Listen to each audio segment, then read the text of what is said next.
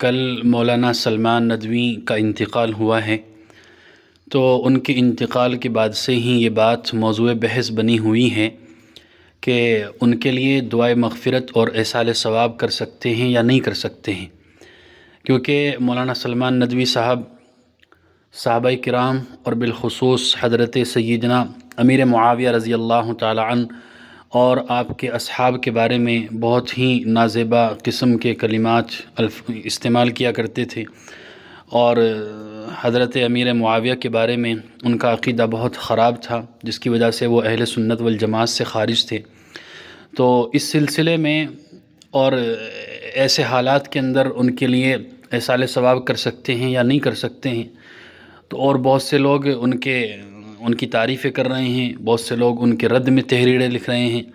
تو اس سلسلے میں حضرت اقدس مولانا سلمان بجنوری صاحب دامت برکاتہم العالیہ کی یہ آڈیو بہت مفید ہے،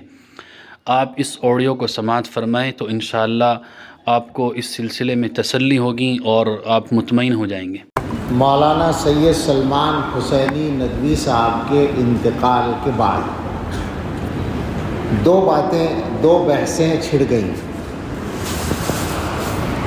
ایک بحث تو ان کے لیے دعائے مغفرت کرنے اور نہ کرنے کے بارے میں، اصلاً تو لوگوں نے یہی چھیڑی جبکہ یہ چھوٹی بات تھی اور کوئی بڑا مسئلہ نہیں تھا، لیکن جن لوگوں نے یہ بات چھیڑی وہ اللہ جانے کہ حق کے نادان دوست تھے یا دانا دشمن تھے، کہ اس کی وجہ سے ایک دوسری بحث چھڑ گئی، اور خاص طور سے ان کا ساتھ دینے والے لوگوں کو موقع مل گیا ان کا دفاع کرنے کا، اور اس کی وجہ سے ایسی صورت بن گئی جیسے حضرات صحابہ رضی اللہ تعالیٰ عنہم کے بارے میں غلط باتیں کرنا، گستاخیاں کرنا، یہ کوئی خاص مسئلہ نہیں ہے، ایک اختلاف رائے ہے، بس ایک آدمی کا عمل تھا۔ بہت سے لوگوں نے شاید اسی کے رد عمل میں تعریفیں شروع کر دی ان کی، کاش یہ بحث نہ چھڑتی، انتقال ہوا، نماز جنازہ ہوتی جیسے سب کی ہوتی ہے اور بات ختم ہو جاتی، لیکن لوگوں نے بحث چھیڑ دی۔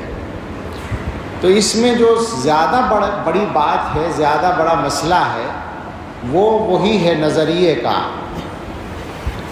حضرات صحابہ رضی اللہ تعالیٰ عنہم کا مسئلہ معمولی نہیں ہے، اور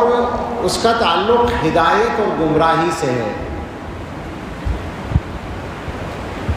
لہٰذا جو حضرات اس معاملے میں مداہنت سے کام لے رہے ہیں، ان کی حیات میں بھی لیا لوگوں نے اور آج بھی لے رہے ہیں۔ بہت سے لوگوں نے یہ کیا کہ ان کی ان غلط باتوں کو، گستاخانہ باتوں کو علمی اختلاف سے تعبیر کیا۔ لوگوں کو یہی پتہ نہیں ہے کہ اختلاف کیا ہوتا ہے، اور یہ جو بات ہے کہ اختلاف رائے کو برداشت کرنا چاہیے، تو کون سا اختلاف رائے ہے جو برداشت کرنے کی گنجائش ہے، اور کون سی بات ہے جس کے بارے میں چپ رہنے کی گنجائش نہیں ہے۔ آج بھی کسی صاحب نے لکھا ہے، انداز ایسا ہے، بڑی مشکل ہے، انداز ایسا ہے جیسے مولانا کی بات کی تردید کرنے والے ان کی عزت سے، ان کی مقبولیت سے حسد کی بنیاد پر ایسا کرتے ہیں۔ لا حول ولا قوت الا باللہ، اس سے بڑی غلط بات تو ہو ہی نہیں سکتی۔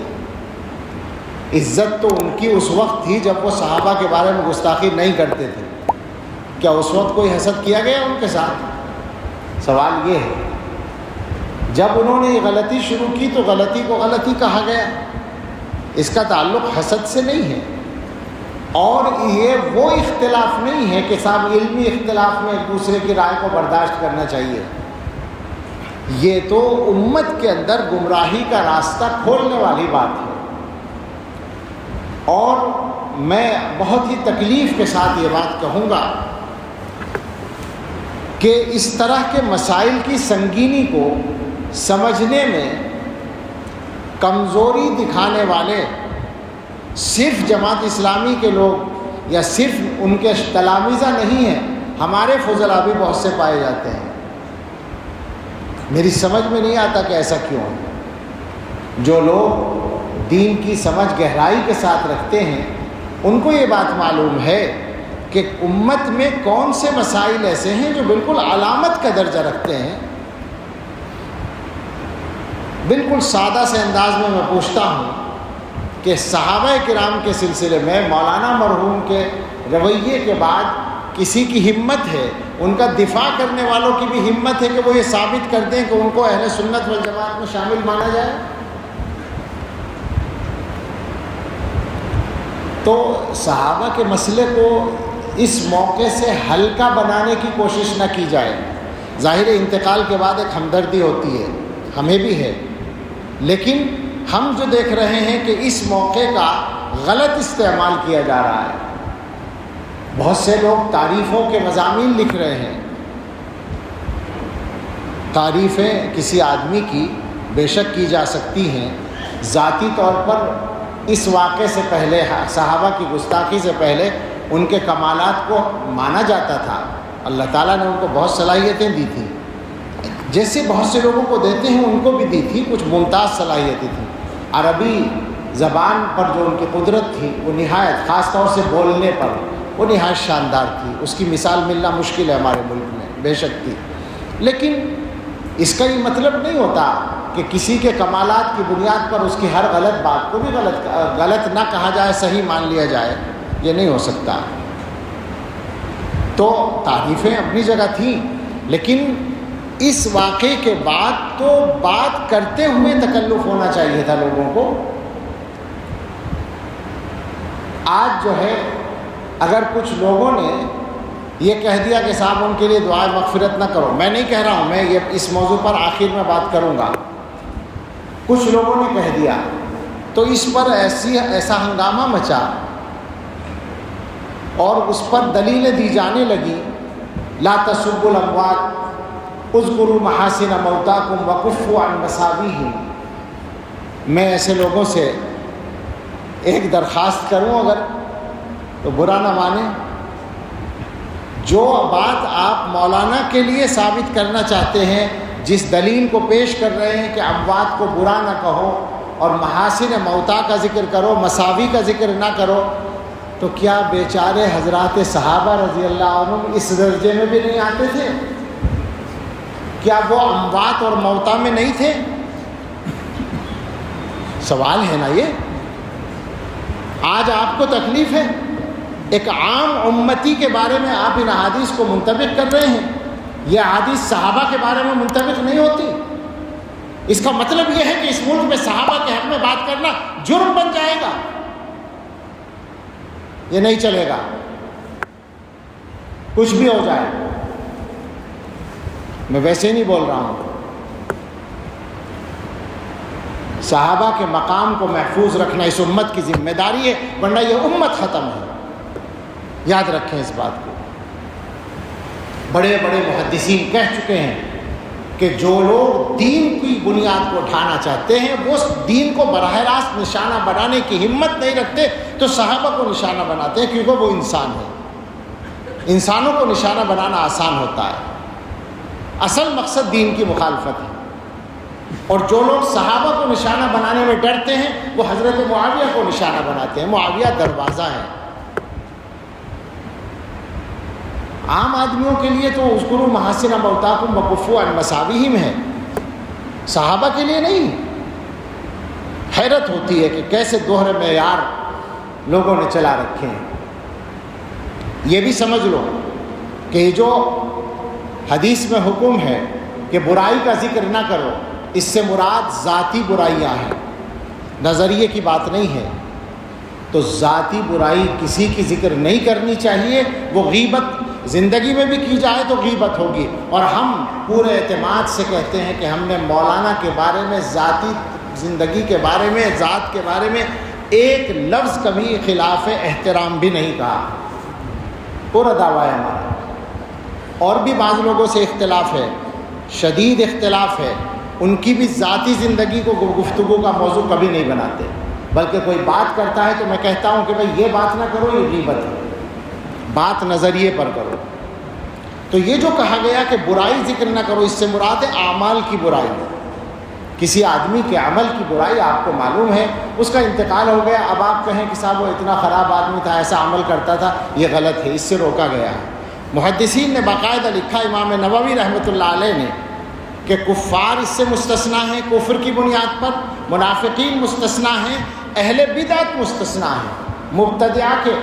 ان کے نظریے کا ذکر کیا جائے گا غلطی کے اس کو ظاہر کرنے کے لیے۔ تو لہٰذا اگر کوئی آدمی یہ کہے کہ گستاخی صحابہ، حضرت معاویہ رضی اللہ عنہ کی شان میں گستاخی یا دوسروں کی شان میں گستاخی، یہ غلط بات تھی، یہ ان کا غلط عمل تھا، تو یہ اس کے ذیل میں نہیں آتا کہ برائی ذکر نہ کرو۔ ہاں ان کی ذات پر، ان کی شخصیت کی ذاتی چیزوں پر کوئی انگلی اٹھائے تو غلط ہوگا، یہ مسئلہ نظریے کا ہے۔ تو حضرات صحابہ کے بارے میں ان تمام حضرات سے گزارش ہے جو ڈھلمل ہیں اس معاملے میں، کمزور ہیں، اور میں دیکھ رہا ہوں بہت لوگ ہیں، اور یہ خطرناک بات ہے، یہ انہی کے لیے خطرناک ہے جو غلطی کر رہے ہیں، یہ اچھی طرح یاد رکھیں، وہ سب اس معاملے میں صحیح راستے پر آ جائیں،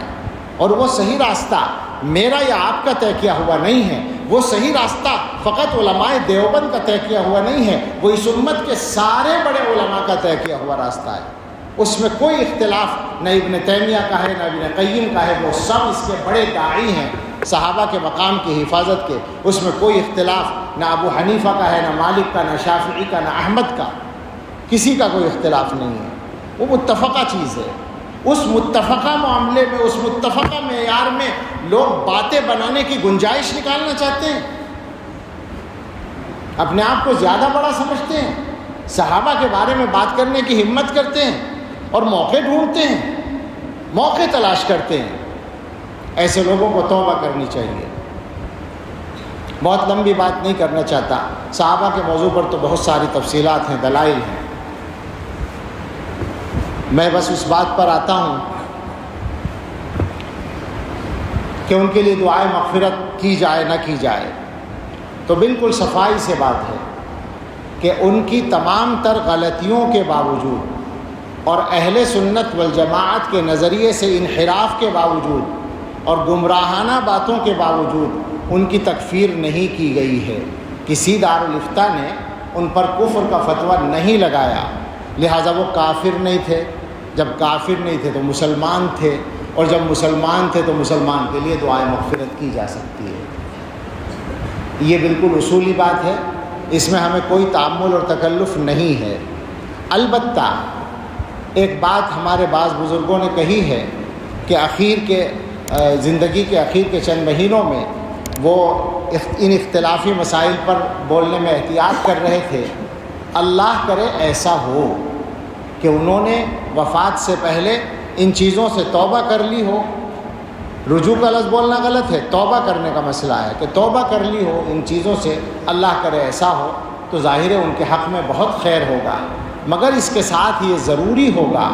کہ ان کے جو اخلاف ہیں، بے تکلف ان سے اپیل ہے، گزارش ہے، نہ یہ ہماری انا کا مسئلہ ہے یا نہ یہ ان کی انا کا مسئلہ ہے، ان کے اخلاف سے درخواست ہے کہ مولانا کی جو تحریرات اور تقریرات، جو تحریریں اور تقریریں، جو تصنیفات اس موضوع پر ہیں اور جو ان کے خطابات ریکارڈ ہیں، ان چیزوں کو آگے چلانے سے احتیاط کریں، ان کو بالکل روک دیں۔ اس کا ایک فائدہ تو یہ ہوگا کہ مولانا نے اگر اپنے معاملات کو ٹھیک کر لیا تھا تو آخرت میں ان کو بہت فائدہ اس کا مل جائے گا، اور ان کے حق میں ایک غلطی کا گناہ جاری رہنے سے وہ بچ جائیں گے۔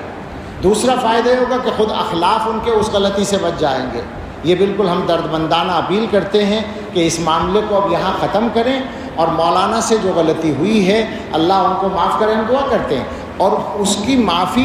کے لیے سب سے معاون ہوگی یہ بات کہ ان غلطیوں کو آگے جاری نہ رکھا جائے۔ اللہ تعالی ہم سب کو صراط مستقیم پر استقامت عطا فرمائے اور ہم سب کو حسن خاتمہ نصیب فرمائے۔ یہ مسئلہ سچی بات یہ ہے کہ لوگوں کے ایمان کا مسئلہ ہوتا ہے اور نظریے کا، بنیادی عقیدے کا مسئلہ ہوتا ہے، اس لیے مجبوراً اس پر گفتگو کی ہے۔ کسی کے انتقال پر اس طرح کی بات نہیں کی جاتی، لیکن چونکہ لوگوں نے بحث چھیڑی، اور میں نے شروع میں کہا کہ جن لوگوں نے یہ بحث چھیڑی پتہ نہیں وہ نادان دوست تھے یا دانا دشمن تھے، ایسی بحثیں ایسے موقعوں پر چھیڑنی نہیں چاہیے جس کی وجہ سے لوگوں کو غلط باتوں کے پھیلانے کا بھی موقع مل جاتا ہے۔ اللہ تعالی ہم سب کو صحیح توفیق عطا فرمائے، آمین۔